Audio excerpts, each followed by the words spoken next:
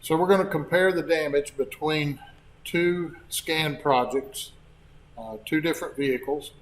And the original scan projects, we created clusters, and we did that by, in the original project, right-clicking, choosing New Cluster, and then dragging everything into that cluster so that these would be independent when we import them into a new project. So I'll back up a little bit. We would choose Create Project, give that project a name such as Compare Damage. Click Create. We'll now go to Import, Import Projects. We'll select each one of our projects. We have two vehicle projects here.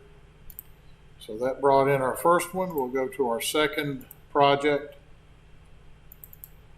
and bring in that project file, and it will bring in the two clusters that we created in the original projects.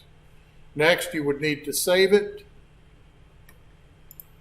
and you would type in the comment, Import Projects. I'm going to go to Explore now after the save. I'm going to close this view. I'm going to right-click on Scans and choose View, Correspondence View. The Correspondence View will separate each scan by color. I can select a scan tag, the name tag, and use the white arrows to drag the scans away from each other. The clipping boxes may affect what you can see, so you may have to go into each vehicle's cluster and disable the clipping boxes. And if you have to do that, that's a temporary measure. You can enable those at any time that you need to in the future. So I've disabled both clipping boxes. I did that by right-clicking on the clipping box and choosing the word Active. So now back to the task at hand, aligning these vehicles and matching their damage. When I click on this first vehicle, the one that's green and now yellow because it's selected, I'm going to turn it so that that vehicle is approaching the impact from right to left. No particular reason other than I just want that one from right to left. I'm going to grab the second struck vehicle. I'm going to drag it down and use the blue ring to rotate the vehicle. Then I'm going to push the vehicles in to match the damage.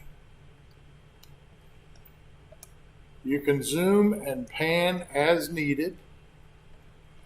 And you can also use the clear view option that will allow you to see more defined edges. That's the third icon from the right on the bottom toolbar. And this will allow us to see through the vehicles so that we can see the damage a little more clearly.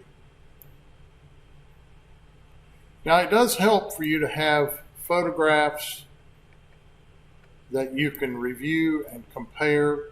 There may be paint marks or other small indicators that help you match damage. So this one's kind of close. I would have to look at the photographs to be exactly sure, but it doesn't hurt also to look at these from a side view. One may be too high, the other may be too low. So you may have to adjust the elevation of your vehicles to match the damage correctly. And remember, when aligning objects, you always go top view first to get you a general alignment. Side view, so you can adjust the elevation. That's only done once. And then back to the top view to do any final adjustments.